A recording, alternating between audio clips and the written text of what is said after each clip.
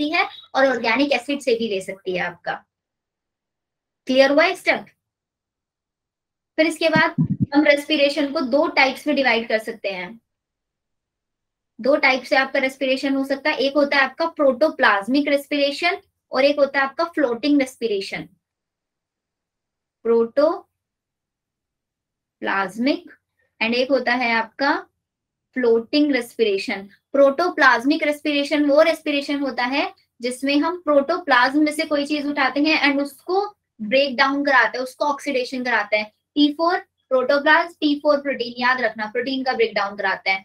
Floating में किसका कराते हैं? फ्लोटिंग में हम कराते हैं कार्बोहाइड्रेट का एंड आपके फैट का। तो सपोज करो आपकी बॉडी के अंदर सबसे पहले प्रायोरिटी पे आपकी ग्लाइकोलाइसिस में कौन चलेगा? ग्लूकोज चलेगा या नहीं चलेगा? आपने फूड खाया तो सबसे पहले उसी फूड का ऑक्सीडेशन होगा ग्लूकोज का।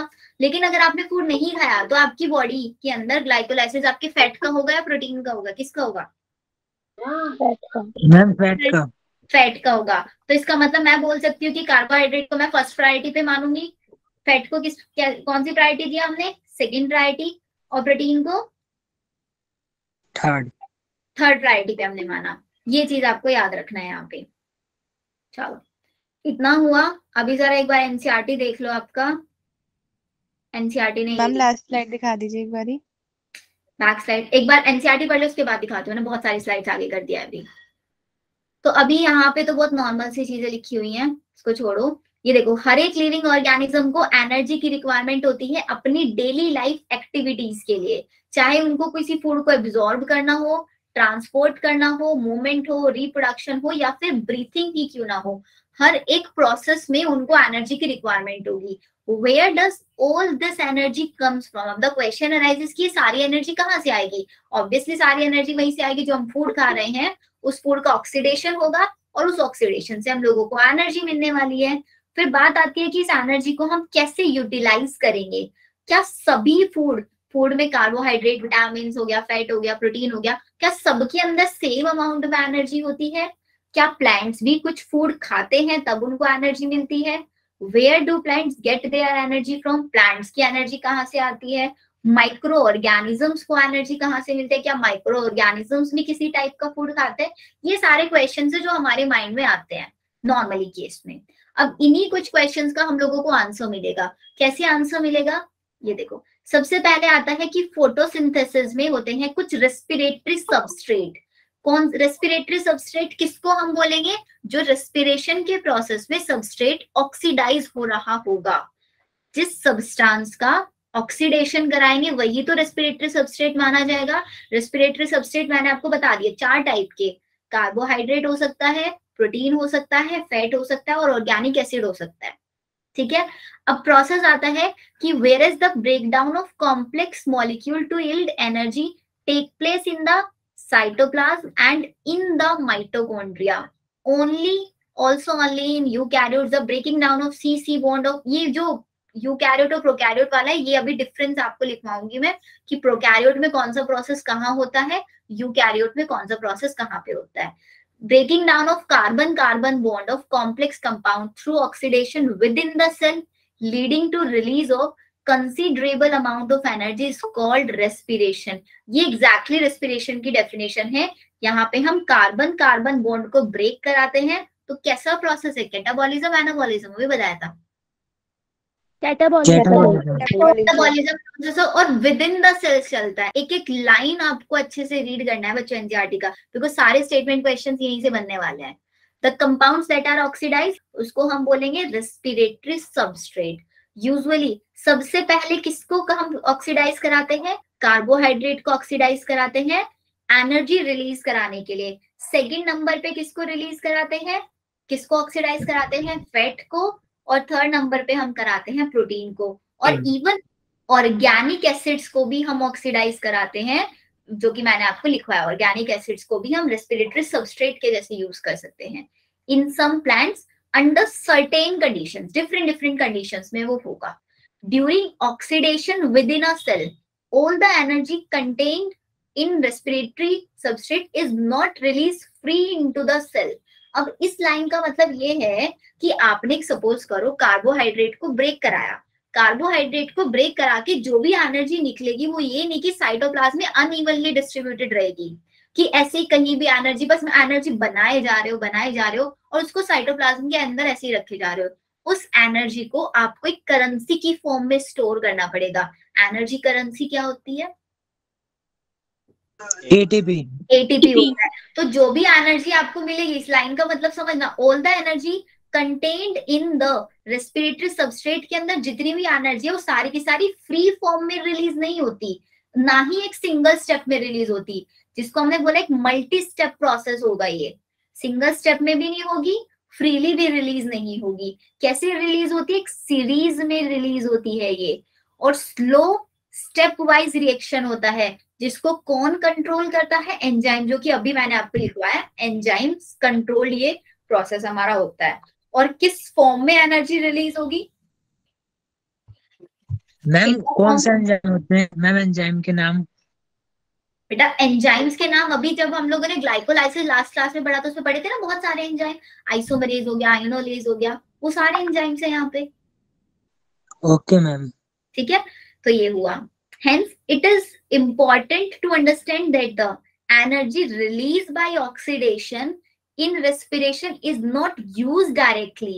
उसको हम डायरेक्टली एनर्जी को यूज नहीं करते हैं, एनर्जी को एटीपी की फॉर्म में सिंथेसाइज कराते हैं, एनर्जी को एटीपी की फॉर्म में सिंथेसाइज कराते हैं। इसीलिए हम एटीपी को क्या बोलते हैं? Energy currency of the cell. अब यहां से आपके एटलीस्ट 2 या 3 स्टेटमेंट वाले क्वेश्चंस बन सकते हैं। लाइन क्लियर है? सारी एनसीईआरटी की है? Yes ma'am. Okay then, so next चलते हैं। This energy trapped in plant is utilised in various energy requiring process of the organism and the carbon skeleton produced during respiration is used as precursor for biosynthesis of other molecule in the cell. अब जो हमने energy को trap कर लिया ATP की form में, इसी energy को सारे ऑर्गेनिजम्स यूज करेंगे, सारे ऑर्गेनिजम्स इसी एनर्जी को हमारा यूज करने वाले हैं। और बाकी जो नए नए प्रिकर्सर्स बनेंगे, ग्लूकोज से आप लोग देखेंगे ग्लूकोज 6 फॉस्फेट बनेगा, फ्रक्टोज 6 फॉस्फेट, फ्रक्टोज 1,6 फॉस्फेट, ये सारे के सारे होते हैं प्रिकर्सर्स। इन प्रिकर्सर्स को बनाने के लिए भी मेरे को एनर्जी यूज भी करनी पड़ेगी और एनर्जी वहां से रिलीज भी होगी। ये स्टेप हम लोगों को यहाँ पे समझाया गया। अब नेक्स्ट क्वेश्चन आता है, डू प्लांट्स ब्रीथ? इसका आंसर क्या होगा? क्या प्लांट्स भी ब्रीथिंग करते हैं? Yes ma'am. Yes ma'am. Yes ma'am. क्या प्लांट्स के पास कोई स्पेशल रेस्पिरेटरी सिस्टम होता है जैसे हम लोगों के पास होता है? नोस्ट्रिल्स हो गया, ब्रोंकी, ब्रोंकियोल्स, लंग्स, एल्वियोलाई, ऐसा कुछ होता है? Yes ma'am. No ma'am. Ma'am ma'am होता तो प्रणव? मैम लंग्स तो नहीं होता, लेकिन लेंटिकल्स तो होते हैं जो कि स्टेम में गैसेस के एक्सचेंज कराते हैं। वो सब गैसेस का एक्सचेंज कराते हैं। तो मैम हमारा भी तो लंग्स इसी काम का आता है। तो लंग्स तक गैसेस को लेके जाने के लिए बहुत सारा सिस्टम है हमारी बॉडी में, लंग्स तक भी लेके जाने के लिए प्रेजेंट है, फिर प्राइमरी ब्रोंकी, सेकेंडरी, टर्शियरी, है ना? ऐसा तो प्लांट्स के अंदर तो ऐसा कुछ नहीं है ना। और लंग्स तक भी हम लोग लेके गए ऑक्सीजन कार्बन डाइऑक्साइड को, फिर उसको आगे टिश्यूज तक ट्रांसपोर्ट करने के लिए भी पूरा मैकेनिज्म चाहिए होता है ना? प्लांट्स में ऐसा नहीं होता। प्लांट्स के अंदर क्यों नहीं होता? सबसे पहला रीजन, क्योंकि प्लांट्स की जो हर एक सेल होती है ना, वो सेल्फ डिपेंडेंट होती है। हर एक सेल सेल्फ डिपेंडेंट होती है। यहाँ पे कोई भी सेल किसी दूसरे के ऊपर डिपेंड नहीं करेगी कि वो ऑक्सीजन को बाहर से या कार्बन डाइऑक्साइड को बाहर से लेगा और उस तक ट्रांसफर करेगा। हर एक सेल प्लांट की खुद से क्या कर सकती है? एटमॉस्फेयर से ऑक्सीजन कार्बन डाइऑक्साइड को ले सकती है। और अगर वो खुद से नहीं ले पा रही है, बिकॉज जो सरफेस वाली सेल्स होंगी, लीफ पे जो सरफेस पे होंगी सेल्स, वो एब्जॉर्ब करेंगी। और सेल्स में यहाँ पे ये होता है कि सेल्स बहुत एक दूसरे के क्लोज कांटेक्ट में होता है, सेल टू सेल इजीली हमारा गैसेस डिफ्यूज हो सकती है। हाँ बोलो मैम। प्लांट में तो ना उनको डिमांड की जरूरत भी नहीं होती है, एक्सचेंज ऑफ गैस का डिमांड भी नहीं होता ज्यादा, या वहां पे गैसेस की कोई ज्यादा डिमांड भी नहीं होता। लेकिन हमारी बॉडी में तो हर एक सेल को ऑक्सीजन की रिक्वायरमेंट होती है, बिना ऑक्सीजन के फूड का ऑक्सीडेशन ही नहीं कर पाती है। लेकिन प्लांट्स के अंदर हम देखेंगे फूड का ऑक्सीडेशन हो रहा है ऑक्सीजन का कोई यूज ही नहीं है वहां पे। ठीक है, तो पहला क्वेश्चन यही हुआ कि डू प्लांट ब्रीथ करते हैं, बट कोई स्पेशल रेस्पिरेटरी सिस्टम इनके पास प्रेजेंट नहीं होता। यहां से भी स्टेटमेंट या फिर असर्शन रीजन वाला क्वेश्चन 100% बन सकता है आप लोगों का। चलो पढ़ो अभी जरा इसको क्या लिखा हुआ है। Well, the answer to this question is not quite so direct. Yes, plants require oxygen, उनको ऑक्सीजन चाहिए for respiration to occur, and they also give out carbon dioxide. Plants have system in place that ensure the availability of oxygen. Plants, unlike animals, have no specialized organ for gaseous exchange, but they have stomata और lenticles. Stomata कहाँ पे होता है? Leaves में होते हैं, और lenticles कहाँ पे होते हैं? Stem में होते हैं. There are several reasons why plants can get along without respiratory organ. मतलब जो हमारे plants हैं वो ऑक्सीजन कार्बन डाइऑक्साइड का एक्सचेंज कर सकते हैं बिना किसी रेस्पिरेटरी ऑर्गन के. पहला रीजन क्या है? Each plant take care of its own exchange need. मतलब अपनी गैसेस की जो नीड है उनकी, हर एक प्लांट का पार्ट है अपनी डिमांड खुद रखता है, वो किसी दूसरे के ऊपर डिपेंडेंट नहीं होता. There is very little transport of gases from one plant part to another. और अगर एक पार्ट से दूसरे पार्ट में जाना भी होता है तो बहुत कम अमाउंट में हमारा ऑक्सीजन या कार्बन डाइऑक्साइड ट्रांसफर होता है. सेकेंड रीजन क्या है? Plants do not present great demand for gas exchange. उनके पास गैसेस एक्सचेंज की कोई ज्यादा डिमांड भी नहीं होती. रूट हो गया, स्टेम हो गया, लीव्स हो गए, रेस्पायर करते हैं at rate far lower than animals do. जितना एनिमल्स का रेस्पिरेशन रेट होता है उससे बहुत कम इनका रेस्पिरेशन रेट होता है. Only during photosynthesis large volume of gases exchange. सिर्फ और सिर्फ जब फोटोसिंथेसिस प्रोसेस होता है लाइट के टाइम में, तभी लार्ज अमाउंट में गैसेस का एक्सचेंज होता है, वो भी स्टोमेटास के through. Each leaf is well adapted to take care of its own need during these period. Photosynthesis के टाइम पे हर एक लीफ के अंदर खुद की अडेप्टेशंस है कि वो अपनी गैसेस की जो गैसेस की डिमांड है उसको फुलफिल कर सकता है according to their need. When cell photosynthesise, availability of oxygen is not a problem in these cells. जब कोई भी सेल फोटोसिंथेसिस कर रही है वहां पे अगर ऑक्सीजन की अवेलेबिलिटी है तो इसके अंदर प्रॉब्लम नहीं होगा, सिंस ऑक्सीजन जो होता है वो बिकॉज प्लांट्स की सेल्स रिलीज करते हैं.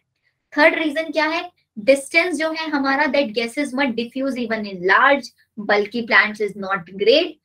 Each living cell in a plant is located quite close to the surface of the plants. This is true for leaves, you may ask, but what about thick and woody stems and roots? अभी जो मैंने आपको बताया कि जो plants की sales होते हैं बहुत एक दूसरे से क्लोज प्रेजेंट होती है, इजीली वहां पे गैसेस डिफ्यूज हो जाती है. लेकिन क्वेश्चन ये आ सकता है कि जो बहुत वुडी स्टेम्स होते हैं, बहुत थिक प्लांट्स होते हैं, उनके अंदर क्या होता है? उनके जो वुडी पार्ट होता है ना उसके अंदर लेंटिकल्स होते हैं, उन लेंटिकल्स के थ्रू गैसेस का एक्सचेंज कर सकते हैं. In stem living cells are organised in thin layer. जो लिविंग सेल्स है उन्हीं को एक थिन लेयर में ऑर्गेनाइज किया गया है inside and beneath the bark. Bark के जस्ट बीनीथ साइड में इन ओपनिंग्स को हम बोलते हैं lenticels. The cells in the interior are dead and provide only mechanical support. जो बार्क के जो मेनली सेल्स होते हैं आपके डेड होते हैं, जो मैकेनिकल सपोर्ट देने का काम करता है प्लांट को. Thus, most cell of the plant have at least a part of their surface in contact with air. मतलब mostly जो plant का part होता है air के contact में रहता है. This is also facilitated by the loose packaging of parenchyma cells से होता है, बहुत loosely pack होता है. Intercellular space के through easily हमारी गैस diffuse हो जाती है वहाँ पे. ये तो हुआ हमारा पहला आंसर कि प्लांट्स ब्रीथ करते हैं, यस करते हैं, बिना रेस्पिरेटरी मैकेनिज्म, बिना किसी रेस्पिरेटरी ऑर्गन के भी ये ब्रीथ करते हैं. वो क्यों करते हैं वो भी रीजन समझ में आ गया होगा आप लोगों को. अभी बताओ जल्दी से. Yes ma'am. बाकी सब लोग, Deepanshu, Divyani, Yes, ma'am. Yes, ma'am. चलो. Yes, ma'am. इसके बाद आता है कंप्लीट कंबशन ऑफ ग्लूकोज. के लिए क्या क्या, ये हमारी प्रॉपर एक रिएक्शन है जो आप लोगों को याद रखनी है. If this energy to be useful to the cell, it should be able to utilize it, synthesize the molecule that the cell require. The strategy that the plant use to catabolize the glucose molecule in such a way that not all the liberated energy goes out as heat. The key is to oxidise glucose not in one step. मतलब यहाँ पे बोल रहे हैं कि glucose से जो निकलने वाली एनर्जी, वो सारी की सारी एनर्जी एज अ हीट ना बाहर निकल जाए, इसलिए हम उसको स्टेप बाय स्टेप करके ग्लूकोज को ब्रेक डाउन कराएंगे बहुत सारे स्टेप्स में। जिन स्टेप्स में अलग अलग अमाउंट में एनर्जी रिलीज होगी। यहीं से स्टार्ट होती है हमारी रेस्पिरेशन की पूरी स्टोरी। ये तो पूरा नॉर्मल वाला प्रोसेस था। अब आता है ग्लाइकोलाइसिस वाला स्टेप।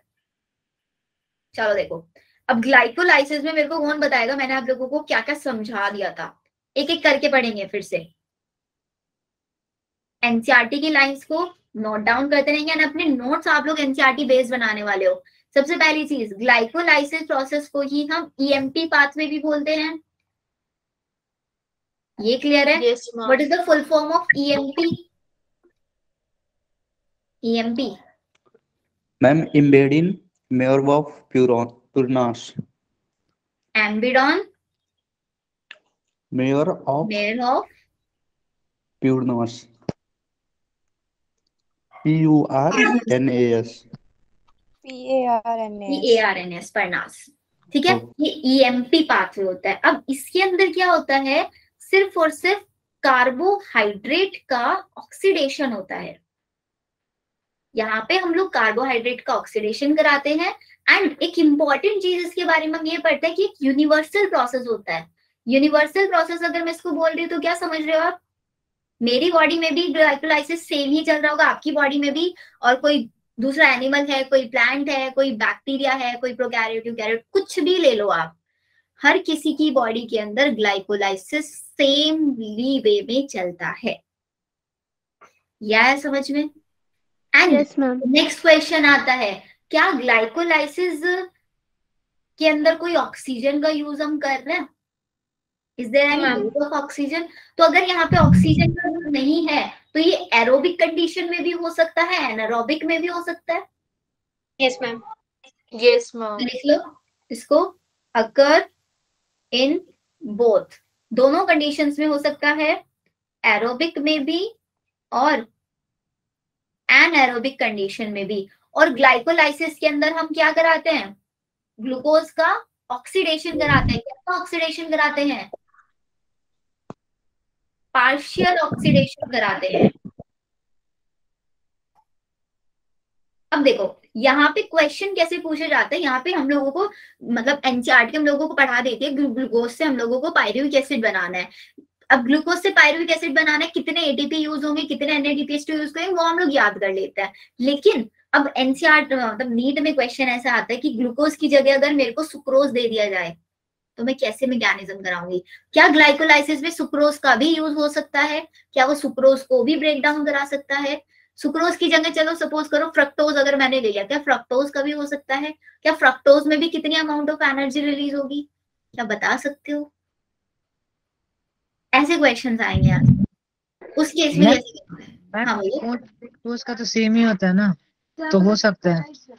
हाँ, फ्रक्टोज का सेम होता है। कैसे सेम होता है वो भी समझाऊंगी मैं आप लोगों को। अब मेन क्वेश्चन आता है सुक्रोज के केस में। सुक्रोज के केस में क्या करोगे? मैम सुक्रोज तो 12 कार्बन के होते हैं ना। यस शुभम। मैम सुक्रोज जो है 12 कार्बन के होते हैं, जब हाँ, वो वो ब्रेक 12 होंगे मैम। कार्बन का होता है। लेकिन अगर मेरे को कोई बोले कि आपको ग्लाइकोलाइसिस कराना है सुक्रोज का, तो आप क्या स्टेप यूज करोगे वहां पे? तो मैम 6 कार्बन के ग्लूकोज प्लस फ्रक्टोज बनते हैं 6 कार्बन के। तो इसका मतलब मेरे को वहां पे सुक्रोज को पहले ब्रेक डाउन कराना पड़ेगा ग्लूकोज प्लस फ्रक्टोज में। सुक्रोज का ब्रेक डाउन कराने के लिए कौन सा एंजाइम यूज किया जाता है? इन्वर्टेज। इन्वर्टेज। वेरी गुड, लिखो इस स्टेप को। अगर मेरे को यहाँ पे सुक्रोज दे दिया जाए तो सुक्रोज को पहले मेरे को with the help of invertase convert कराना पड़ेगा, किसमें? ग्लूकोज प्लस फ्रक्टोज में। उसके बाद मैं ये मैकेनिज्म यहाँ पे लगा सकती हूँ। डायरेक्टली सुक्रोज पे कभी भी ग्लाइकोलाइसिस नहीं चलने वाला है, बिकॉज ग्लाइकोलाइसिस में कार्बोहाइड्रेट होंगे। कार्बोहाइड्रेट भी कौन से वाले? सिंपल टाइप वाले, मोनोहाइड्रेट वाले, मोनोसेक्राइड्स वाले।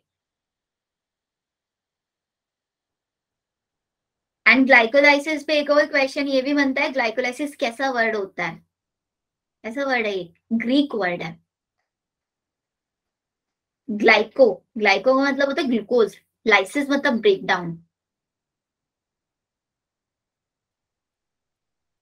हो गया यहाँ तक सब कुछ? साइट की अगर मैं बात करती हूँ आपसे, साइट क्या लिखोगे इसका? साइटोप्लाज्म। साइटोप्लाज्म। अभी कोई भी यहाँ पे सिली मिस्टेक्स नहीं करेगा, बिकॉज एक एक पॉइंट अब मैं आप लोगों को बहुत डिटेल में लिखवा रही हूँ। चलो अभी एनसीईआरटी पढ़ो। During the process of respiration oxygen हमारी यूटिलाइज होती है, carbon dioxide, water and energy are released as products. वो कैसे रिलीज होती है वो भी हम लोग पूरा जब मैकेनिज्म समझ लेंगे हमको समझ में आएगा, कहाँ से एनर्जी रिलीज हुई, कहाँ से वाटर, कहाँ से carbon dioxide. The combustion reaction require oxygen. जब मेरे को इसका कंबशन का मतलब होता है ऑक्सीडेशन, जब मेरे को ऑक्सीडेशन कराना है तब मेरे को यहाँ पे ऑक्सीजन की रिक्वायरमेंट होगी। अब आप बोलोगे मैम आपने तो बोला कि एरोबिक में भी होगा, एनारोबिक में भी होगा दोनों प्रोसेस में, लेकिन डिफरेंस कहाँ पे आएगा? डिफरेंस आएगा अगर ऑक्सीजन होगा तो प्रोडक्ट कुछ और बनेगा, अगर ऑक्सीजन नहीं होगा तो प्रोडक्ट कुछ और बन जाएगा। सिर्फ ये डिफरेंस आएगा, लेकिन प्रोसेस दोनों केसेस में चलने वाला है। But some cells live where oxygen may और मे नॉट बी अवेलेबल। कुछ सेल्स आपकी वहां पे भी रहती है जहां पे oxygen, Pranav any doubt? Ma'am aerobic में कैसे होगा? उसमें तो ऑक्सीजन की जरूरत नहीं होती ना। किसमें? एरोबिक में? मैम ग्लाइकोलाइसिस में तो ऑक्सीजन का लैक होता है ना, लेकिन एरोबिक में तो ऑक्सीजन होता है। हाँ, एरोबिक में तो ऑक्सीजन की जरूरत पड़ती है, एनारोबिक में ऑक्सीजन की एब्सेंस होती है। प्रोडक्ट तो अलग अलग बनता है ना, मैं प्रोडक्ट की बात कर रही हूँ बेटा। अगर ऑक्सीजन होगा जब ग्लाइकोलाइसिस प्रोसेस चल रहा है तो प्रोडक्ट कुछ और बनेगा, और अगर हमारा ये नहीं होगा तो प्रोडक्ट आगे जाके कुछ और। जैसे पायरुविक एसिड तो सब में बनेगा, पायरुविक एसिड को आगे जब हम ब्रेक डाउन कराते हैं, ओके मैम, है ना, वहां पे there are sufficient reasons to believe that the first cells on the planet lived in an atmosphere that lack oxygen। यहाँ पे हमारे पास बहुत सारे रीजन है कि जो पहले प्लांट्स, अगर हम बोले कि सबसे पहले कहाँ पे पाए जाते थे, वहां पे पाए जाते थे जहाँ पे ऑक्सीजन नहीं होती थी। Even among present day living organism we know several that are adapted to anaerobic conditions। कुछ ऐसे भी ऑर्गेनिजम्स है जो एनारोबिक कंडीशंस में भी अडॉप्ट कर सकते हैं। Some of these organisms are facultative anaerobes, while in others the requirement of anaerobic condition is obligate। In any case, all living organisms retain the enzymatic machinery to partially oxidize। देखो अगली बार partial oxidation होता है glucose का without the help of oxygen।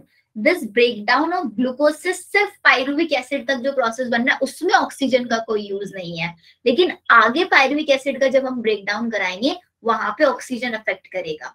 तो इसको हम बोलते हैं glycolysis, partial oxidation of glucose without the help of oxygen.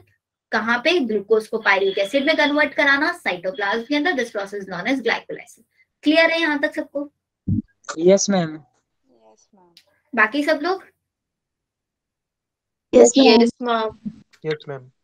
चलो Yes, ma'am. अब आता है हम लोगों का ग्लाइकोलाइसिस। ग्लाइकोलाइसिस मैंने आप लोगों को बता दिया, ग्रीक वर्ड है। ग्लाइकोज मतलब शुगर, लाइसिस का मतलब होता है स्प्लिटिंग, मतलब ब्रेक डाउन कराना। The scheme of glycolysis was given by Embden, Meyerhof and Parnas. इसीलिए हम इसको क्या बोलते हैं? EMP पाथवे, जो मैंने अभी आपको लिखवाया। इन anaerobic organism it is the only process in respiration के का, ये एक ओनली प्रोसेस होता है जो एनारोबिक ऑर्गेनिजम्स के अंदर पाया जाता है। ग्लाइकोलाइसिस की साइट साइटोप्लाज्म है, सभी ऑर्गेनिजम्स के अंदर ये होगा। ग्लूकोज का क्या हो जाता है? पार्शियल ऑक्सीडेशन हो जाता है, जिससे दो मॉलिक्यूल्स ऑफ पायरुविक एसिड। दो मॉलिक्यूल्स क्यों बनते हैं यहाँ पे? जिससे मैं क्वेश्चन पूछूंगी, चलो वो आंसर करेगा। मनोज बताना बेटा, दो मॉलिक्यूल्स क्यों बन रहे हैं पायरुविक के? Manoj, Yes, ma'am. दो मॉलिक्यूल्स क्यों बन रहा है? एक ग्लूकोज से दो पायरुविक एसिड कैसे बना रहे हैं हम?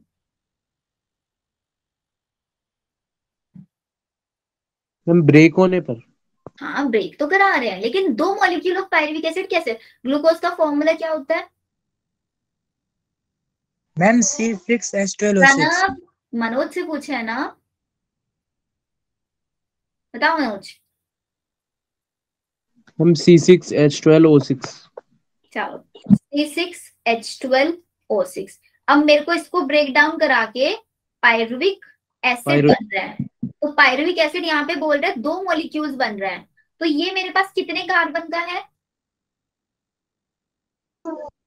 कोई और आंसर नहीं करेगा, जिससे मैंने पूछा वही आंसर करेगा। मैम कितने कार्बन? 6 कार्बन है। 6 कार्बन है। यहाँ से मैंने 2 मॉलिक्यूल्स ऑफ पायरुविक एसिड बनाया, तो पायरुविक एसिड के पास कितने कार्बन होंगे? 4। मनोज, डेली क्लास में आना जरूरी नहीं होता, क्लास में आके समझना, अटेंटिव होना भी जरूरी होता है। 6 को मैम 2 3 पार्ट कार्बन। करना, 3। तो फिर 4 क्यों बोला आपने? 3 होगा ना, तो इसका मतलब मैं एक मॉलिक्यूल से जब 2 मॉलिक्यूल्स बना रही तो 2 मॉलिक्यूल जो बन रहा है ना, वो each molecule will be of 3 carbon, 3 carbon का होगा। ये आपको पता होना चाहिए। यहाँ पे थोड़ा ध्यान दो, क्लास में सिर्फ सुनना या लिखना जरूरी नहीं है, समझो चीजों को। नहीं Okay. समझ में आ रहा है तो पूछना। आगे Okay. चलो। In plant the glucose is derived from sucrose से हमारा ग्लूकोज बनता है, which is the end product of the photosynthesis. Sucrose क्या होता है? अभी मैंने बताया सुक्रोज को ग्लूकोज प्लस फ्रक्टोज में। अच्छा, प्लांट्स फूड अपना किस फॉर्म में स्टोर रखते हैं? मेरा आंसर करेगा, चलो ये तो बता ही दिया। और फ्रॉम स्टोरेज कार्बोहाइड्रेट सुक्रोज को हम कन्वर्ट कराएंगे ग्लूकोज एंड फ्रक्टोज, कौन से एंजाइम की हेल्प से? इन्वर्टेज की हेल्प से। तो पूरा एनसीईआरटी में लिखी हुई एक एक चीज है जो मैं आपको लिखवा रही हूँ। And these 2 monosaccharides readily enter the glycolytic pathway. फिर ये दोनों ग्लूकोज भी फ्रक्टोज भी दोनों एंटर हो सकते हैं ग्लाइकोलाइसिस के पाथवे में। Glucose and fructose are phosphorylated to give rise to glucose 6-phosphate by the activity of enzyme hexokinase।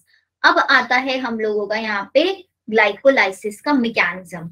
अब देखो, अगर हम इसको थोड़ा और डिटेल में जाए ना, तो बच्चों ग्लाइकोलाइसिस के अंदर 2 फेजेस होती हैं, जैसे कि हम लोगों ने लास्ट क्लास में भी पढ़ा था।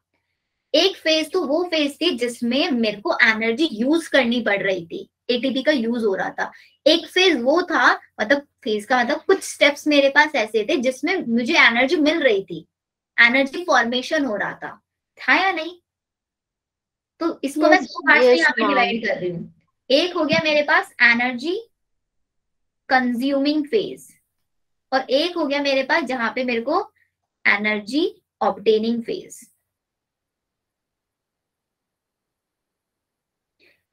इन फेजेस में मैंने यहाँ पे इनको डिवाइड कर दिया। तो मतलब यहाँ पे मेरा एटीपी हो रहा था कंज्यूम, और यहाँ पे मेरे को एटीपी फॉर्म हो रहा था। स्टेप्स के नाम बता सकते हो? लास्ट क्लास में मैंने आप लोगों को स्टेप्स भी लिखवाए थे। एनर्जी कंज्यूम कौन से स्टेप में हो रहा था? फर्स्ट स्टेप से लेके थर्ड स्टेप तक, है ना? यहाँ पे 4th से लेके 10th स्टेप तक जो मेरा फेज होगा, तो मैंने क्या किया, जो 10th स्टेप का ग्लाइकोलाइसिस है उसको 2 पार्ट्स में डिवाइड कर दिया। पहले 3 स्टेप्स मेरे वो स्टेप्स है जिनमें एनर्जी यूज हो रही है, बाकी 4 से लेके 10 तक के मेरे वो स्टेप्स है जिनमें मेरे को एनर्जी मिल रही है। सिंपल यहाँ तक? Yes ma'am. बाकी लोग? Yes, ma'am. Yes, ma'am. चलो, अगर क्लियर है तो जरा अभी पहले 3 स्टेप्स बना ले एक बार, एनर्जी कंज्यूमिंग वाले। मेरे पास है सबसे पहले ग्लूकोज, 6 कार्बन है ना मनोज? Yes ma'am. तो मैंने क्या किया, ग्लूकोज को कन्वर्ट कराया ग्लूकोज 6-फोस्फेट में, लिखवा दिया था ये सब लास्ट क्लास में। अब यहाँ पे 6-फोस्फेट को कन्वर्ट कराया। हमारी एनसीईआरटी क्या लिखती है यहाँ पे, कहा गया ग्लूकोज एंड फ्रक्टोज आर फोस्फोराइलेटेड। फोस्फोराइलेटेड का मतलब होता है एडिशन ऑफ फोस्फेट ग्रुप। यहाँ पे एक फोस्फेट ग्रुप ऐड कराया, और कौन सी पोजीशन पे ऐड कराया है फोस्फेट ग्रुप? कौन सी पोजीशन पे ऐड कराया? 6 पोजीशन पे। 6 पोजीशन पे ऐड कराया, इसलिए इसका नाम दिया है हम लोगों ने ग्लूकोज 6-फोस्फेट। और यहाँ पे कौन सा एंजाइम यूज किया गया, give rise to glucose six phosphate by the activity of enzyme hexokinase. Very good. And इसी प्रोसेस में, बिकॉज हम लोग एक एटीपी क्या करा रहे, एक फोस्फेट ग्रुप ऐड करा रहे हैं, वो फोस्फेट ग्रुप आएगा कहाँ से? कहाँ से आएगा? मेरे को एक एटीपी का यूज करना पड़ेगा ना। एटीपी मतलब एडिनोसिन ट्राइफॉस्फेट। इस ट्राइफॉस्फेट से मैं एक फोस्फेट ले लूंगी यहाँ पे, और इसको बोलूंगी कि आप कन्वर्ट हो जाओ एडीपी प्लस सिंपल एक ये फोस्फेट मिला, इसको मैंने ले जाके ग्लूकोज के 6 पोजीशन पे जाके चिपका दिया। ठीक है, यहां तक कोई doubt? No no ma'am. Ma'am. इस प्रोसेस को, इस स्टेप को क्या बोला हमने? फोस्फोराइलेशन। क्लियर है यहां तक? आगे पढ़ते हैं हम क्या हुआ। दिस फोस्फोराइलेटेड फॉर्म ऑफ ग्लूकोज, यही ग्लूकोज की फोस्फोराइलेटेड फॉर्म में फिर मैंने इसका आइसोमेराइजेस किया, मतलब आइसोमेराइजेशन किया और इसको कन्वर्ट कर दिया ग्लूकोज 6 फॉस्फेट में। कुछ ऐड नहीं किया, कुछ डिलीट नहीं किया, सिर्फ इसका आइसोमर बना दिया, ग्लूकोज 6 फॉस्फेट से बना दिया फ्रक्टोज 6 फॉस्फेट। ये मैंने यहाँ पे बनवाया। अगर मैं इसको आपको दिखाऊं तो कुछ कुछ ऐसे बनाते हैं ना हम लोग फ्रक्टोज को। Yes ma'am. CH2OH CH2 और यहाँ पे एक फॉस्फेट ऐड करा दिया 6 पोजीशन पे। 1 2 3 ऊपर से करना 1 2 3 4 5 6 पोजीशन पे। अब देखो यहाँ पे मेरे पास एक और पोजीशन फ्री बचती है ना फॉस्फेट को ऐड कराने के लिए। Yes ma'am. तो इसका मतलब एक और फॉस्फेट मैं यहाँ पे ऐड करा सकती हूँ, मेरे पास ऑप्शन है एक और फॉस्फेट ऐड कराने का। अब मेरे को फिर से फॉस्फेट ऐड कराना है तो मेरे को किसका ब्रेक डाउन कराना पड़ेगा? फिर से एटीपी का ब्रेक डाउन कराना पड़ेगा। एटीपी का ब्रेक डाउन कराया, एडीपी प्लस फिर से एक फॉस्फेट निकला। अब मैंने एक तो 6 पोजीशन पे करा दिया, मेरे को कौन सी पोजीशन पे फॉस्फेट ऐड कराना है? फर्स्ट पोजीशन पे। तो अब जो बनेगा उसको क्या बोलूंगी मैं? Fructose 1,6 bisphosphate. 1 step, 2 step, 3 step and 4th step. 1 से 2 वाले स्टेप में एक एटीपी यूज हुआ, कहाँ पे यूज हुआ, क्यों यूज हुआ, सब हम लोगों को पता चल गया। 3 से 4 में एक और एटीपी, मतलब अब तक मैंने यहाँ पे 2 एटीपी का यूज कर लिया है। यहाँ पे कौन सा एंजाइम यूज हुआ था? आइसोमेरेज। आइसोमेरेज यहाँ पे यूज हुआ है। और यहाँ पे फ्रक्टोज 6 फॉस्फेट से मैंने फ्रक्टोज 1,6 फॉस्फेट जब बनवाया, एक एटीपी एक फॉस्फेट ऐड कराया है। प्रोसेस कौन सा है ये? Rate limiting step. Phosphorylation rate limiting step है ऑब्वियसली, लेकिन एक और इम्पोर्टेंट चीज है यहाँ पे, एक एंजाइम यहाँ पे यूज किया जाता है, फॉस्फोफ्रक्टोकाइनेज। फ्रक्टोकाइनेज। Very good. इसको शॉर्ट में क्या लिख सकते हैं? PF। अब ये जो PF है ना बेटा, बहुत इंपॉर्टेंट इसने काम किया। इसने मेरे को क्या कर दिया, 2 फॉस्फेट ऐड करा, मतलब एक पहले से था, एक और फॉस्फेट ऐड करा के दे दिया। इसीलिए मैं इसको, जो ये एंजाइम है, इस एंजाइम को बोलूंगी यहाँ पे पेसमेकर ऑफ ग्लाइकोलाइसिस। ग्लाइकोलाइसिस का पेसमेकर इसको बोला जाता है यहाँ पे। यहां तक समझ में आया? ये हमने अभी तक फर्स्ट फेज किया है, एनर्जी कंज्यूमिंग वाला। अभी एनसीईआरटी पढ़ता है। तो हमने आइसोमराइजेशन करा के फ्रक्टोज 6 फॉस्फेट बनवाया था। Then subsequent step of metabolism of glucose and fructose are same. अब आगे वाले जो स्टेप्स रहने वाले, अब देखो, अभी मैंने आपको बोला कि अगर मैं मिश्वा क्लास में लेट क्यों आए हो बेटा, अब तक जो हमने पढ़ लिया वो कैसे कवर अप करोगे फिर? अगर मैं यहाँ पे ग्लूकोज की जगह पे डायरेक्ट फ्रक्टोज यूज करूंगी तो फ्रक्टोज में क्या होगा, मैं यहाँ पे देखो डायरेक्ट यहाँ पे मैं फ्रक्टोज लूंगी। सबसे पहले फ्रक्टोज की पोजीशन नंबर 6 पे फॉस्फेट ऐड कराऊंगी, एक फॉस्फेट ऐड कराऊंगी, एक एटीपी यूज करना पड़ेगा। फिर उसके 1 वाली पोजीशन पे ऐड कराऊंगी, तो 2 एटीपी तो तब भी मेरे को यूज करने पड़ेंगे, नहीं करने पड़ेंगे? बस ये जो आइसोमराइजेशन वाला स्टेप है ना, ये कम हो जाएगा यहाँ पे।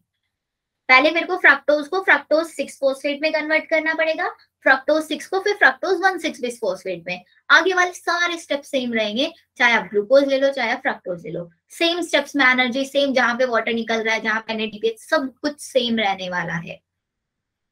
आया ये चीज समझ में? फ्रक्टोज और ग्लूकोज कहीं भी आ जाए, पूरा मैकेनिज्म सेम लिखना है। क्यों सेम लिखना है वो रीजन मैंने आपको बता दिया यहाँ पे।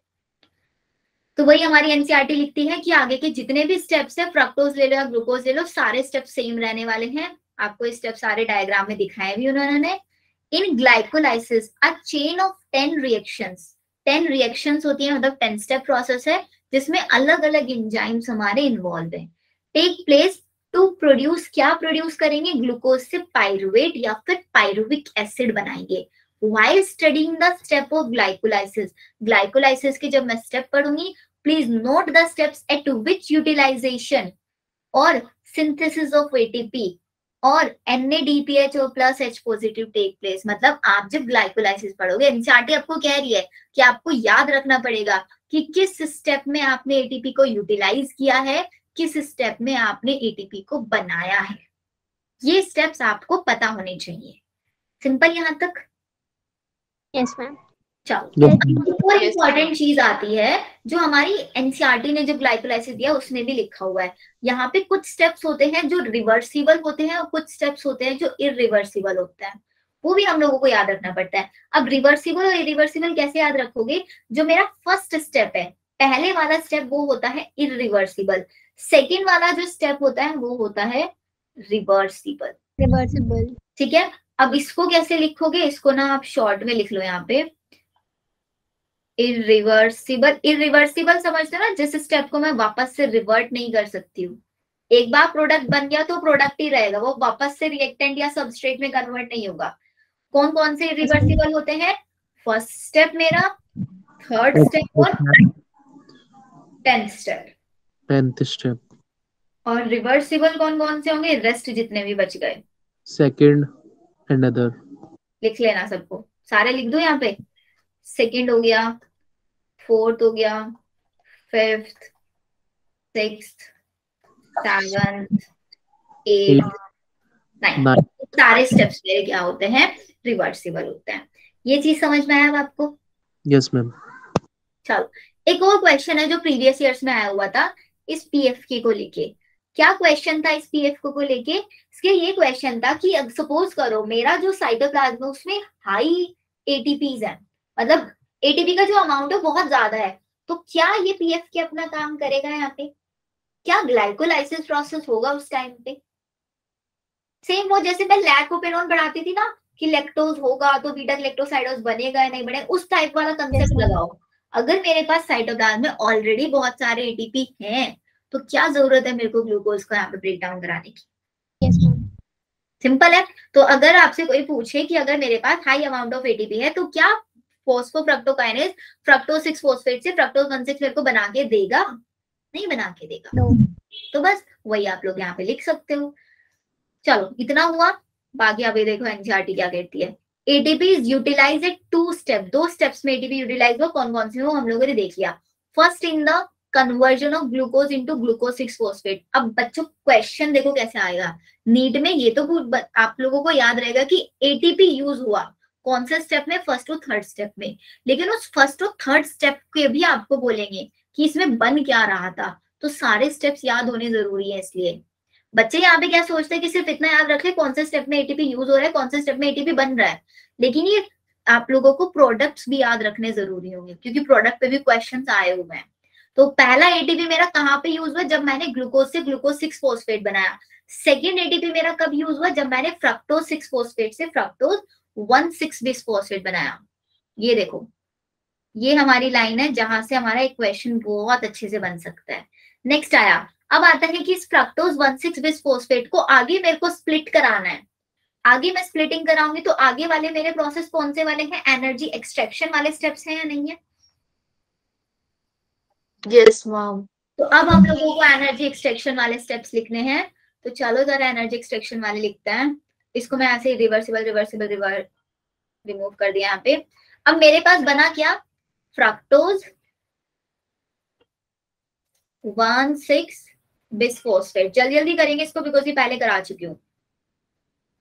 अब फ्रक्टोज 1,6 बिस फॉस्फेट पे हम लोगों ने एंजाइम यूज, सबसे पहले कौन सा स्टेप है? रिवर्सिबल या इरिवर्सिबल? ये बताओ। 4th नंबर वाला है ना ये? रिवर्सिबल है। तो अब साइन का याद ध्यान रखेंगे हम लोग। एंजाइम यूज करेंगे कौन सा? एल्डोलेज। एल्डोलेज एंजाइम यूज करेंगे। जब मैं एल्डोलेज एंजाइम यूज करूंगी तो मेरे पास यहाँ पे बनेंगे एक और चीज, ये भी 6 कार्बन है, ये भी 6 कार्बन है, ये भी 6 कार्बन है, ये भी 6 कार्बन है। तो अब यहाँ पे 6 कार्बन वाले कंपाउंड से मैं 2 कंपाउंड बनाऊंगी। तो दोनों के दोनों कंपाउंड कैसे बनाए थे मैंने लास्ट क्लास में? थ्री कार्बन वाले कंपाउंड बनाए थे। कौन कौन सा Yes, कंपाउंड ma'am. बनाया था? एक पहला बनाया था di hydroxy acetone phosphate, di hydroxy acetone phosphate. Short में क्या लिखेंगे इसको? DHAP. DIHAP, ये लिखा। और दूसरा कंपाउंड क्या बनता है मेरा? Glyceraldehyde 3-phosphate. 3PGL लिख ले इसको। Yes, ma'am. अच्छा, 3 का मतलब क्या है यहाँ पे? ये भी क्वेश्चन आ सकता है। Ma'am Three 3 carbon. कार्बन के। नहीं, Third position पे phosphate. या यस एग्जैक्टली, थर्ड पोजीशन पे फॉस्फेट है। ये भी क्वेश्चन आया हुआ है। अब ये बहुत सिली मिस्टेक्स जो आप लोग करते हो ना, अब मैं चाहती हूँ वो आप लोग ना करो। सारी चीजें लिखो एक एक पॉइंट डिटेल में। थर्ड पोजीशन पे फॉस्फेट है। अब क्या होगा हमारा यहाँ पे? अब एक और इम्पोर्टेंट चीज आती है, ये दोनों होते हैं आपस में इंटरकन्वर्टेबल। Reversible. रिवर्सिबल लिख लो, इंटरकन्वर्टेबल। मतलब मेरे पास दो प्रोडक्ट बने थ्री कार्बन वाले, क्या दोनों के दोनों प्रोडक्ट आगे जाके पायरुवेट बनाएंगे? बनाएंगे, दोनों Yes, बनाएंगे, लेकिन किस फॉर्म में बनाएंगे? मेरे पास एक बन गया डाइहाइड्रोक्सी एसीटोन फॉस्फेट डाइहेप, और एक बन गया पीजीएल। अभी डाइहेप क्या बोलेगा कि मेरे फॉर्म बन चुकी है, अब ये अपने आप को कन्वर्ट कर लेगा पीजीएल में। ऐसे समझ लो दोनों एक दूसरे के आइसोमर्स है, स्ट्रक्चर ऑलमोस्ट दोनों का सेम होता है, जो कि हमारी एनसीईआरटी भी लिख के देगी। देखो क्या है, फ्रक्टोज 1,6 बिसफॉस्फेट को मैंने स्प्लिट करा दिया दो कंपाउंड्स में, डाइहाइड्रोक्सी एसीटोन फॉस्फेट और 3PGL phosphoglyceraldehyde. We find that there is one step जहां पे NADH प्लस H पॉजिटिव। अच्छा, एक इंपॉर्टेंट क्वेश्चन, NADPH और NADH क्या सेम चीज है, अलग अलग? याद है फोटोसिंथेसिस में NADPH लिख रही थी मैं, जब हम फोटोसिंथेसिस NADPH वहां पे लिखता है, और जब हम रेस्पिरेशन की बात करते हैं वहां पे NADPH की NADH लिखते हैं। ये बहुत चीज वैसे मेनली आपको बोर्ड एग्जाम पे जो 11th वाले बच्चे होते हैं उनके लिए होता है, बट याद रखना NADPH लिखते हैं फोटो। P कहाँ पे यूज करोगे? फोटोसिंथेसिस में। रेस्पिरेशन में P यूज नहीं करेंगे, यहाँ पे सिर्फ NADH लिखेंगे। तो we find that there is one step where is NADH plus H positive is form from, कहाँ से बना? NAD पॉजिटिव को NADH प्लस H पॉजिटिव में कन्वर्ट कराया। दिस इज व्हेन, कब बना? जब ये हम लोगों ने 3PGL को कन्वर्ट कराया। ये आगे वाला स्टेप्स इन लोगों ने हम लोगों को बोल दिया, PGL से BPGA मेरे को बनाना है। तो अब यहाँ पे आप देख रहे हो डाइहाइड्रोक्सी एसीटोन को इन लोगों ने कन्वर्ट नहीं कराया, डाइहाइड्रोक्सी एसीटोन DIHAP डाइहेप को आगे किसी में कन्वर्ट नहीं कराया। तो इसका मतलब ये है कि ये क्या होता है, यहाँ पे डाइहेप भी 3PGA में ही कन्वर्ट हो जाता है। तो मेरे पास टोटल कितने 3PGAL हैं?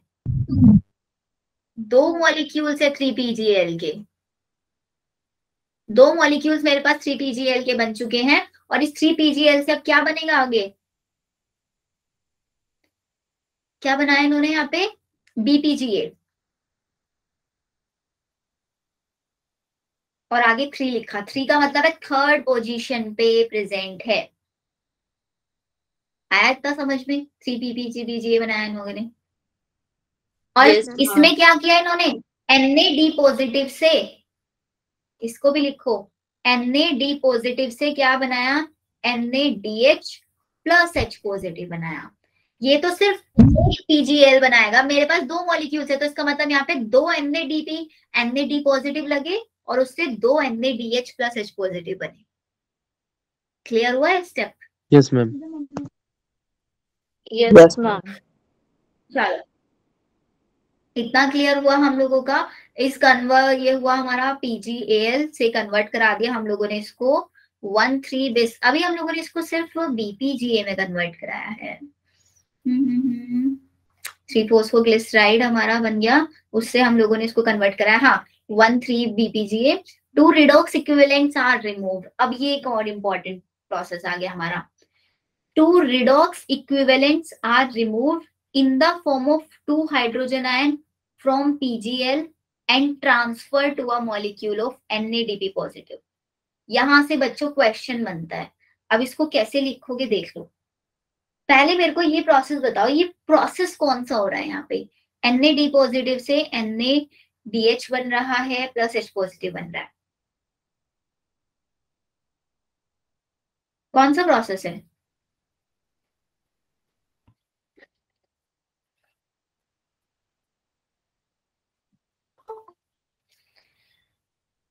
देखो, अगर आप इसको देखो, यहाँ पे एडिशन ऑफ हाइड्रोजन हो रहा है।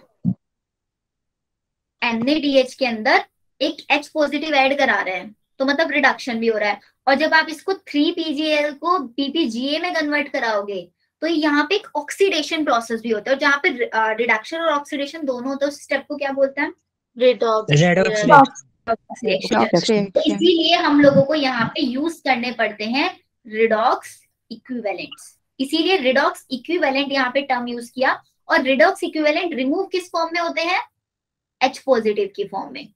H पॉजिटिव H पॉजिटिव की फॉर्म में होता है। एक PgAl से एक PgAl कितने H पॉजिटिव रिमूव कराएगा? इसको लिखो, देखो, अगर मेरे को 1 मॉलिक्यूल ऑफ PgL कराना है तो उसके लिए मेरे को 2 रिडॉक्स पोटेंशियल लगेंगे। 2 रिडॉक्स इक्विवेलेंट लिख लो, ये लगने वाला है। और अब मेरे को कितनी जरूरत है? मेरे को यहाँ पे 2 मॉलिक्यूल्स कराने हैं, तो टोटल रिडॉक्स इक्विवेलेंट कितने यूज हुए मेरे यहाँ पे? 4 हुए, राइट। तो वही आपको याद रखना है कि ग्लाइकोलाइसिस या फिर क्वेश्चन ऐसे आता है कि एक ग्लूकोज मॉलिक्यूल से पायरुविक एसिड बनाने के लिए कितने रिडॉक्स इक्विवेलेंट की जरूरत पड़ती है? How many redox equivalent required for a single step of glycolysis या for the conversion of glucose into pyruvic acid? तो ग्लाइकोलाइसिस में जरूरत पड़ेगी मेरे को 4 रिडॉक्स इक्विवेलेंट की। याद रहेगा अभी ये question? Yes, ma'am. Yes, ma'am. अब यहाँ पे एक और इम्पोर्टेंट चीज आती है, ऑक्सीडाइजिंग एजेंट। जो ये मेरा NaDP पॉजिटिव है, ये क्या करा रहा है? Addition of hydrogen. Reduction process जो करा रहा होता है वो क्या होता है? Oxidising agent. और जो ऑक्सीडेशन करा रहा होता है उसको क्या बोलते हैं? Reducing agent. केमिस्ट्री में आप लोगों ने सीखा होगा ये। तो यहाँ पे जो मेरा NaD पॉजिटिव है, ये कैसे वर्क कर रहा है? ऑक्सीडाइजिंग एजेंट के जैसे। ये एक क्वेश्चन यहाँ पे बनता है, लिखो इसको, फिर एनसीईआरटी पे चलता है।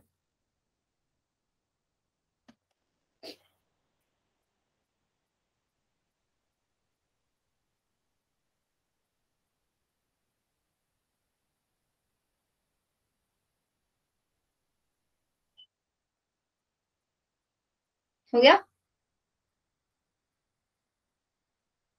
Yes, ma'am. चलो,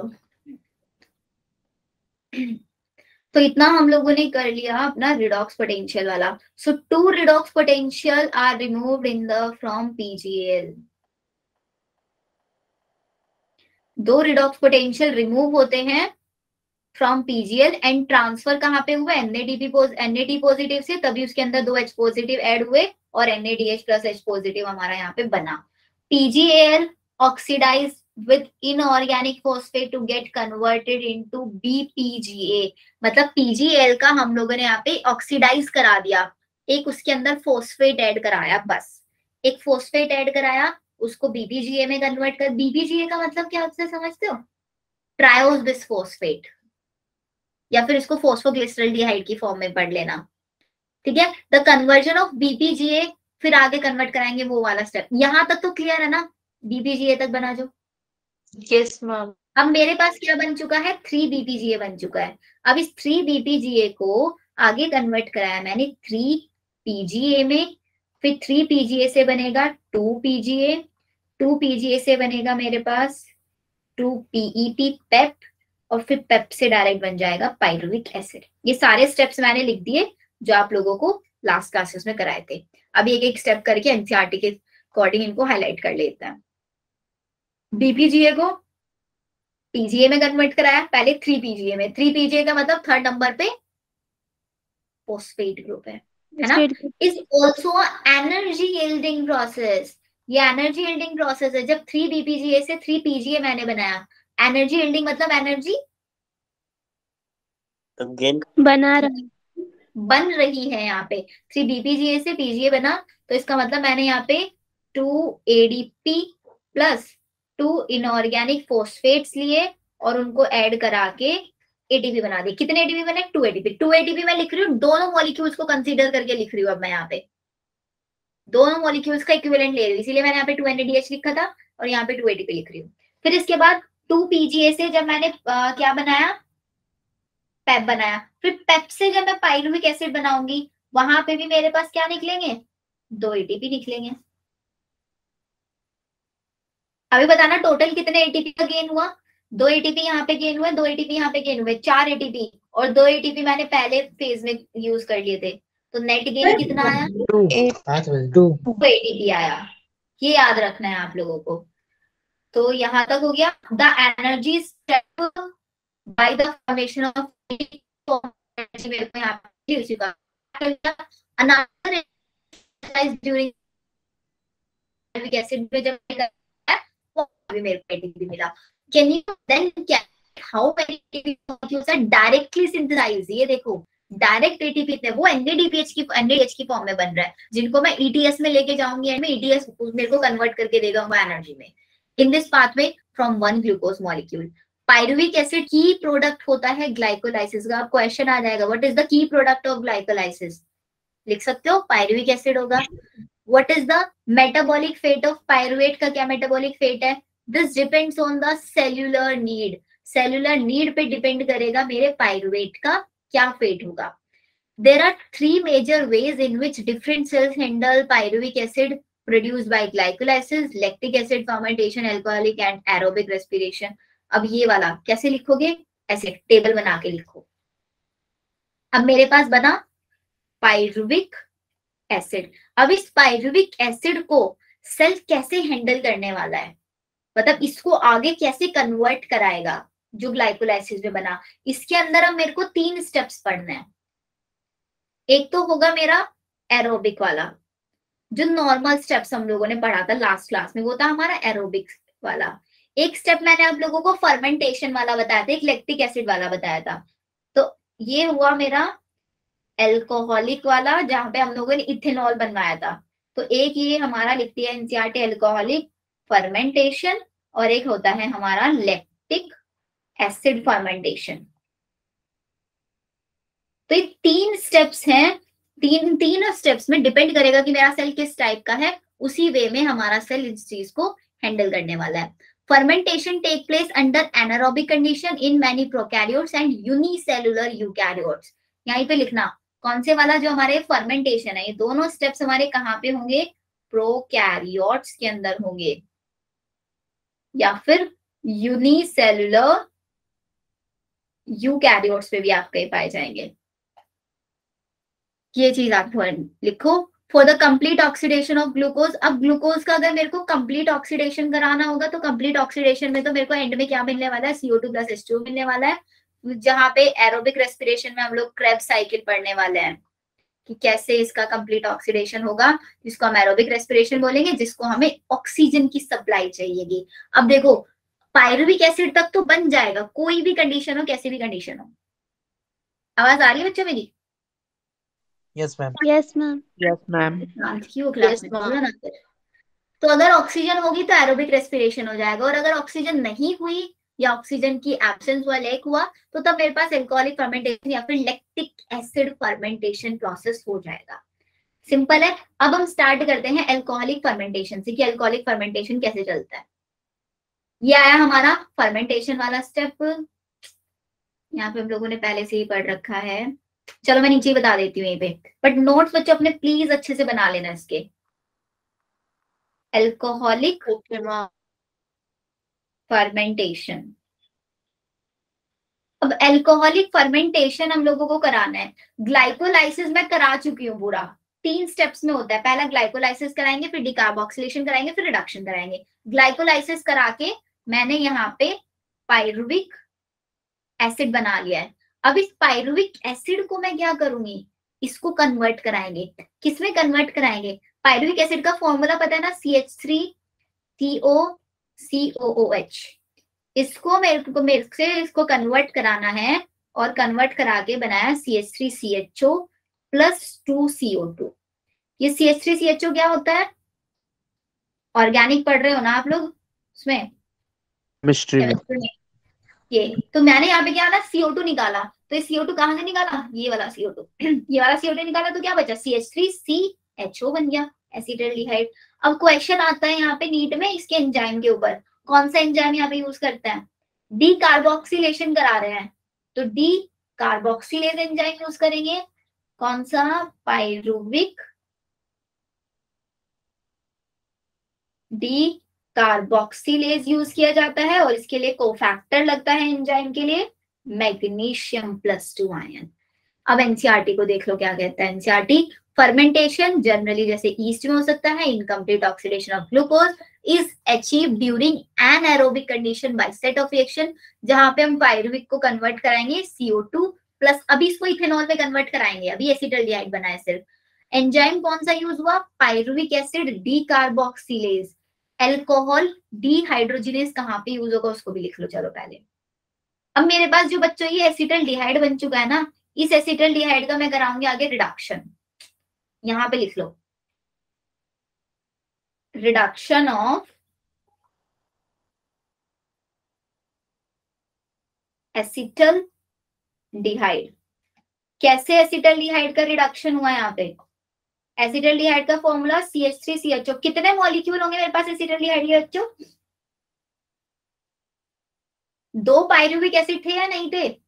2 पायरुविक एसिड से 2 एसिटाल्डिहाइड बने होंगे, तो ये 2 ही एसिटाल्डिहाइड होंगे। इस एसिटाल्डिहाइड से अब मेरे को क्या बनाना है? इथेनॉल बनाना है, C2H5OH ये बनाया। अब यहाँ पे इस मैकेनिज्म रिडक्शन करा रहे हैं। अब रिडक्शन के लिए एंजाइम कौन सा यूज होगा? एल्कोहल बना रहे हैं, तो एल्कोहल डिहाइड्रोक्सिलेज हाइड्रोजिनेज ये एंजाइम। कोफैक्टर कौन सा होगा यहाँ पे? जिंक। Zn+2 यहाँ पे कोफैक्टर होगा। इसके अलावा यहाँ पे इस प्रोसेस को कराने के लिए 2NADPH प्लस 2H NADPH नहीं NADH। हम लोग फोटोसिंथेसिस वाला चैप्टर पढ़ के आते हैं तो हमेशा NADPH लिखते रहते हैं। ये होगा और मेरे को रिटर्न में मिल जाएगा NAD+। ये होता है पूरा मैकेनिज्म, मतलब पूरी एक रिएक्शन अगर हम लिखिए तो। मैम एक ही NADH होगा ना? एक नहीं 2 होंगे बेटा, क्योंकि एक CH3CHO के लिए एक NADH, तो मैं यहाँ पे 2 के लिए लिख रही हूँ ना, तो इसलिए 2 लिखा मैंने। Okay ma'am. लिख लिया रिडक्शन वाला प्रोसेस भी? Yes ma'am. ये वाला प्रोसेस दिखा दीजिए फिर से। क्या बोल रहे हो प्रणव? मैम एक स्लाइड दिखा दीजिए एक बार। ये वाली? यस मैम हो गया। हो गया, चलो तो हो गया। अभी चलो इसकी जल्दी से एनसीईआरटी फिनिश कर लेते हैं। तो एक ये हम लोगों ने यूज कर लिया अल्कोहल डिहाइड्रोजन, दोनों एंजाइम्स के मैंने आप लोगों को यूज बता दिया कहाँ कहाँ पे यूज किया। Pyruvic acid carboxylase, alcohol dehydrogenase, catalyse this reaction. Other organism like some bacteria produce करते हैं लैक्टिक एसिड फ्रॉम पायरुविक, वो लैक्टिक एसिड वाला भी अभी कराऊंगी। The steps involved in 14.2 में देखा, इन एनिमल सेल्स जैसे कि मसल्स के अंदर लैक्टिक एसिड बन जाता है एक्सरसाइज के टाइम पे, जहां पे ऑक्सीजन की प्रॉपर सप्लाई नहीं होती है, वहां पे एंजाइम को आपको याद रखना है। कौन सा एंजाइम यूज होता है? Lactate dehydrogenase. और रिड्यूसिंग एजेंट कौन होता है? अभी लिखा है NADH+H+, जो रीऑक्सीडाइज होके क्या बनाएगा? NAD+ बनाएगा। तो इसका मतलब अगर मैं बोलूं बच्चों, ये CH3CHO से मेरे पास यहाँ पे बन रहा है, कौन सा प्रोसेस है? This is the reduction. यहाँ पे इसका रिडक्शन हो रहा है और NADH से हाइड्रोजन रिमूव हो रहा है, तो दिस इज द ऑक्सीडेशन। यहाँ पे ऑक्सीडेशन भी चल रहा है, रिडक्शन भी चल रहा है, दोनों प्रोसेस चल रहा है। तो ये रिड्यूसिंग एजेंट की तरह काम करता है NADH, तो इसको लिख लेना रिड्यूसिंग एजेंट। ये हम लोगों के प्रॉपर एनसीईआरटी वाले नोट्स बन रहे हैं अभी। एनसीईआरटी की एक एक line plus previous year questions, ये हो गया। अब आगे चलता है। In both lactic acid and alcohol dehydrogenase not much energy is release. यहाँ पे ज्यादा एनर्जी रिलीज नहीं होती। लास्ट क्लास में समझाते कितनी एनर्जी रिलीज होती है, सिर्फ 2 ATP 2 ATP सिर्फ बनता है यहाँ पे। Less than 7% of the energy in glucose is release. यहाँ से बच्चों असर्शन, रीजन या स्टेटमेंट वाला क्वेश्चन बनेगा, इसको हाईलाइट करो अपनी अपनी एनसीईआरटीज में। बोथ लैक्टिक एसिड वाला भी फर्मेंटेशन ले लो या फिर अल्कोहल वाला ले लो, बहुत कम एनर्जी बनती है। कितनी एनर्जी बनती है? जितनी ग्लूकोज में रिलीज होती है ना, उसका सिर्फ उसके 7% से भी कम एनर्जी बनती है। Less than 7% of the energy in glucose is released. Not all of it is trapped as high energy bond of ATP. इसमें सारी की सारी को हम ATP की फॉर्म में ट्रैप नहीं कर पाते हैं। Also, the process are hazardous. क्यों hazardous इस प्रोसेस को मान रहे हैं? बिकॉज या तो यहाँ पे कोई एसिड बन रहा है या फिर मेरे पास एल्कोहल बन रहा है। या तो एसिड बन रहा है या एल्कोहल बन रहा है। और एक और इम्पॉर्टेंट चीज बच्चों, ये जो एल्कोहल बनता है ना, इस एल्कोहल को, जैसे कि मैंने आप लोगों को माइक्रोब वाला चैप्टर पढ़ाया था, इस एल्कोहल को बोलते हैं हम आपका non distilled alcohol. Non distilled alcohol कौन कौन से थे हमारे पास? एग्जाम्पल बताओ, कौन कौन से थे नॉन डिस्टिल्ड वाले? बियर और वाइन। एल्कोहलिक कंटेंट क्या रहता है? कम रहता है एल्कोहलिक कंटेंट, तो इनका भी एल्कोहलिक कंटेंट। और अगर मेरे को एल्कोहलिक कंटेंट बढ़ाना है तो मेरे को क्या करना पड़ेगा? यहाँ पे डिस्टिलेशन कराना पड़ेगा। इनका एल्कोहलिक कंटेंट कितना होता है? 13%। 13 एल्कोहलिक कंटेंट होता है 13%। देखो हमारी एनसीईआरटी ये चीज लिखती है कहीं ना कहीं। आइदर एसिड और एल्कोहल बन रहा है, what is the net ATP that is synthesized, calculate how many ATPs are synthesized and deduct the number of ATP utilized during glycolysis when one molecule of, जब एक मॉलिक्यूल ऑफ ग्लूकोज से मैंने alcohol या lactic acid बनाया तो कितने ATP मेरे को यहाँ पे बने। Yeast poison themselves to death. देखो ईस्ट क्या है? एक फंजाई है। जब ईस्ट के अंदर अगर फर्मेंटेशन चल रहा है, फर्मेंटेशन में जो अल्कोहल या इथेनॉल जो बना है, अगर उस इथेनॉल के अंदर अल्कोहलिक कंटेंट 13% से ज्यादा हो गया तो बेचारा हमारा ईस्ट की डेथ हो जाएगी। यहाँ पे खुद के लिए ईस्ट एक पॉइजन बन जाएगा, मतलब उसके अंदर बनने वाला इथेनॉल एक पॉइजन की तरह काम करने लग जाएगा। अगर उसका अल्कोहलिक कंटेंट कितना बढ़ा? 13 से ज्यादा बढ़ा तो इसका मतलब जो यहाँ पे ईस्ट के फर्मेंटेशन में जो इथेनॉल बनता है उसका अल्कोहलिक कंटेंट होता है 13%। क्लियर? 13 से ज्यादा नहीं हो सकता, अगर हुआ तो बेचारे ईस्ट की डेथ हो जाएगी। What when would be the maximum concentration of alcohol in beverages? जो naturally fermentation में maximum concentration 13 है। How do you think alcoholic beverages of alcoholic content greater than this condition are obtained? अगर हमें इससे ज्यादा जाना है तो क्या करना पड़ेगा? ज्यादा alcoholic content चाहिए तो बस डिस्टिलेशन करना पड़ेगा। तो यहाँ तक होता है हम लोगों का आज का मोस्टली वाला पार्ट कवर। अभी बहुत सारी चीजें इसमें रह जाती है एनसीईआरटी, मतलब 2-3 दिन इस चैप्टर में लगने वाले हैं। 2 दिन मान के चलो और लगेंगे, इसमें फिनिश करा देंगे। तो आज का लेक्चर यहीं पे फिनिश कर दे। आप लोगों का नेक्स्ट क्लास है, मेरा भी नेक्स्ट क्लास है।